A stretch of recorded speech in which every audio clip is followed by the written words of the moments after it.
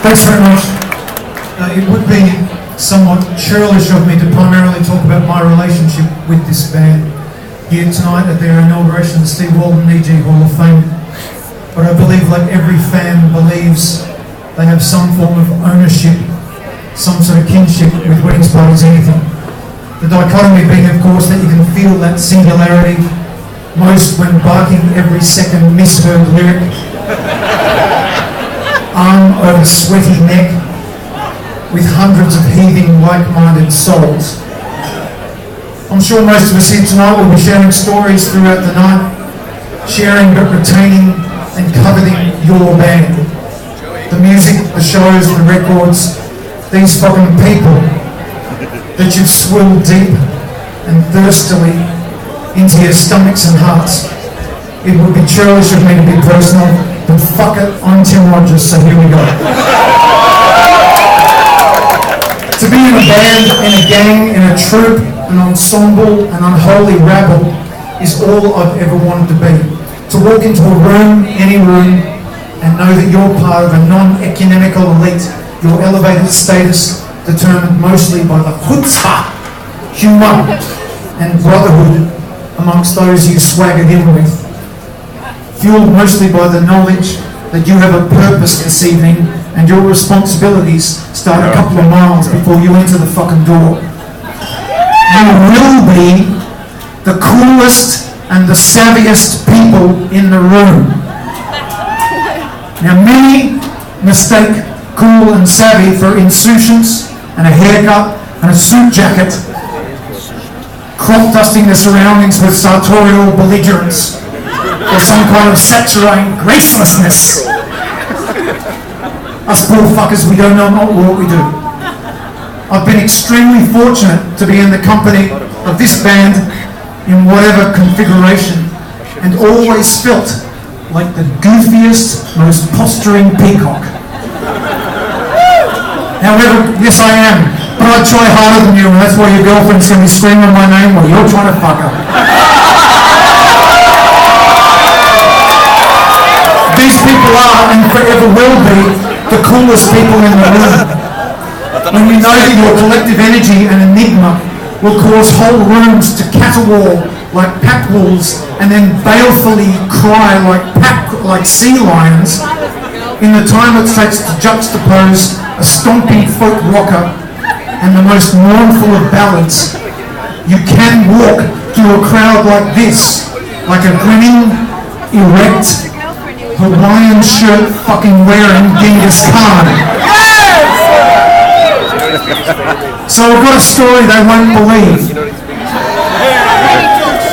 A catalogue of fearsomely great songs, either wild and abandon or as delicate as a man can allow himself to be. Garlanded by one of the greatest lyric writers in the whole fucking world.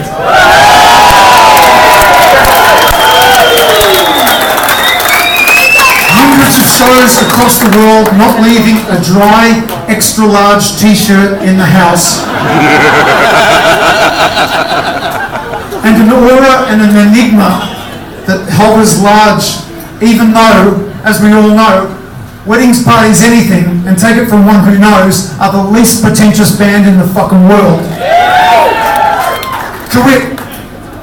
At a time of myth and majesty, that's right, ladies and gentlemen, the mid-90s.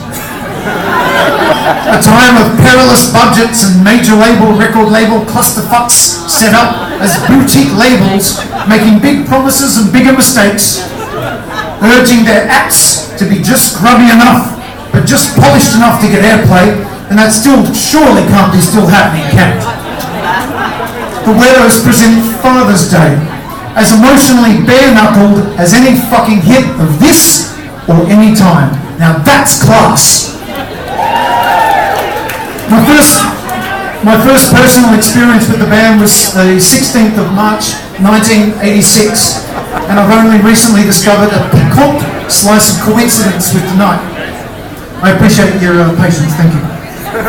The Weds were supporting Stevie Ray Vaughan at Sydney's Hordern Pavilion. Amongst the blues and booze purists, I was there 16 years old, standing row 10. What I remember is neckerchiefs and waistcoats, voices with a snarl and a burr and balls. Dave Steele's cheekbones scalloped out of veined marble. Mick Thomas's eyebrows cocked and arched. Not malevolent, but cheekily wizened. They were almost like a tarp over an open barbecue.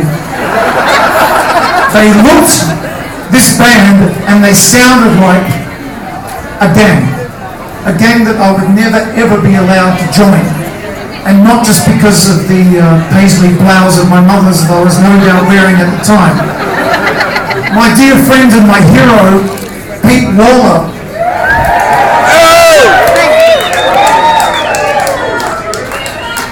met the band for the first time later that night at the nearby Hopetown Hotel in Surrey Hills, where his trad Irish group, the Gingers, were playing. I was probably skulking past the Hopetown towards Central Station to catch the last train home to Parramatta, as in Pete's words, the Webbs bum-rushed the Gingers show, belted out a couple of their rowdier numbers, then hushed the joint with a version of Scorn of the Women. By all accounts, there wasn't a dry beard in the place. Thanks, Pumpy. The duality and the sophistication of a band and of a songwriter that can perform in one set Sergeant Small and then make your heart absolutely drop for a short time is so rare as to be beautifully freakish. A web show could leave you emotionally and physically spent, akin to the ecstatic highs and tear-blanched come-downs of a great, ridiculous party with friends you know you'll love throughout even the toughest times. It's smiling through tears. It's where joy kills sorrow. Thanks for your patience. It is with a sweetly sad honour to be involved inaugurating our first women to the EG's Hall of Fame.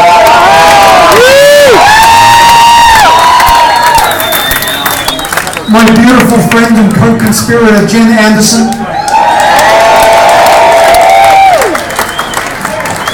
and of course with some bittersweet emotion, the late, adored and deeply missed Janine Hall. And for those of you who don't know, I played on the records and toured in 86 and 87. A beautiful little bit of serendipity also this evening that Jen and Janine played together in the Kings of the World in between their tenures with this bunch of absolute cunts. And Janine also played bass on the Scorn of the Women, which we're going to fucking revel in tonight. I love to her family and friends. It was through Jen Anderson that I got to fraternise with the Weds when I moved back to Melbourne in 1998, just post their recording of the Riveresque album, whose lead-off track is still my favourite song of all time, Houses. Whether it was the diet I was living on, or the thrill of being in company with people you've always loved and admired from afar for years, but that album and the bleary-hour chinwags I had with Paul fucking Thomas, Michael fucking Barclay, Wally, Mick, Irish and Jen, they cracked my head open like a coconut on fucking bitumen, and I saw writing and performing a whole new way. I'm forever indebted to these people for letting me share even the shortest encounters with them. I've written enough songs about that time and what it means to me, and I should pay some kind of royalty by now. Thanks for your patience. What struck me most at this time, however, was the admittance that the band allowed, whether it was real or imagined. For a band so chock full of huge personalities and dead set proof that the very best comedians are members of touring rock bands. A fucking supergroup if ever there was one. I'd never met so many people associated with a band. Previously, residual resentment. That meant residual resentment. If you were associated with a band, you kind of resented them. You know, when the speed ran out or your heaving cleavage was cloaked for the night, you weren't given a lift back to the hotel or an invite to the after party. But within a short time, I'd met 600 folks intimately involved with this band, and often, if you had a quick wit, a thick enough skin, and a fair taste in music, you're in. Yeah, mixed comment, mate, don't worry about it.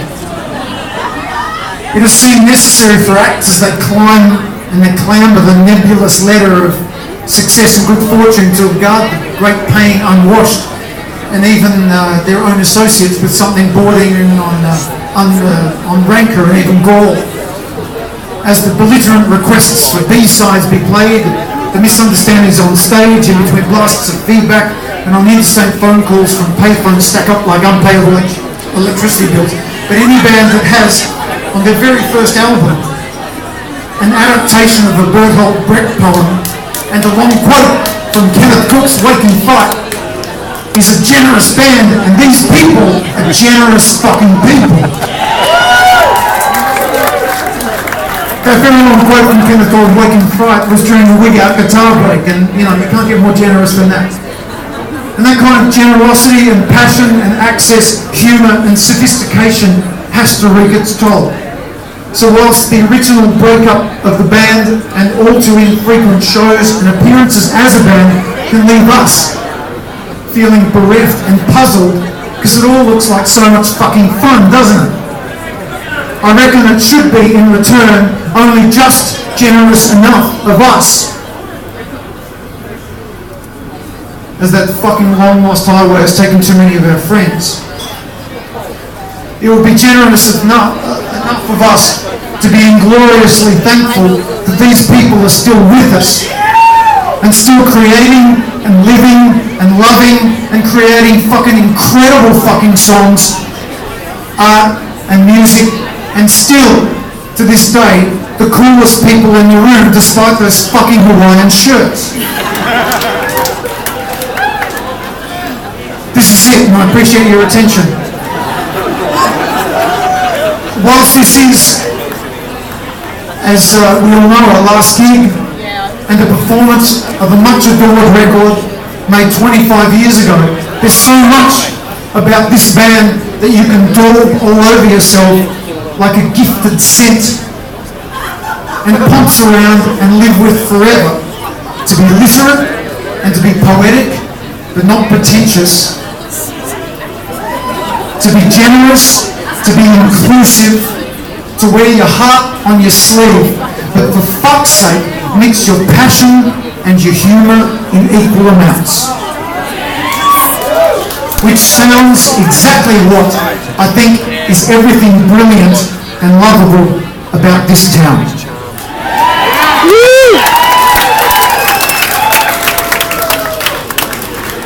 Ladies and gentlemen, the Steve Walden 2012 EG Hall of Fame welcomes Dave Steele, Janine Hall, Richard Bergman, Marcus Schindler,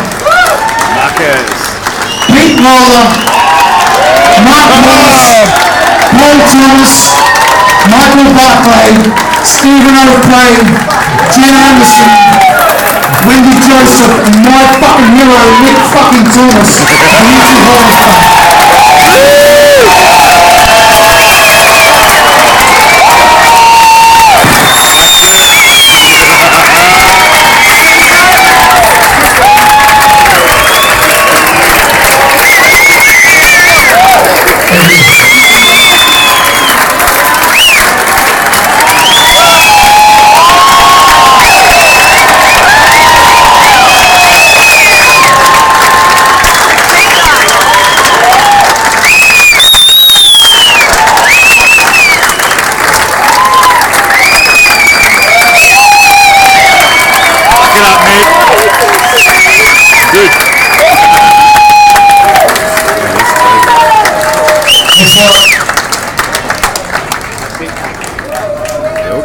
I think pretty hard to follow that. We've got a gig to do, alright? So while we're going to get our guitars ready, on behalf of to accept Janine Hall's award on behalf of Support Act who are sponsoring this gig tonight. I'd like you just to give your undivided attention to Michael from Support Act for 1 minute while we get our stuff together, then we're going to play a show for you.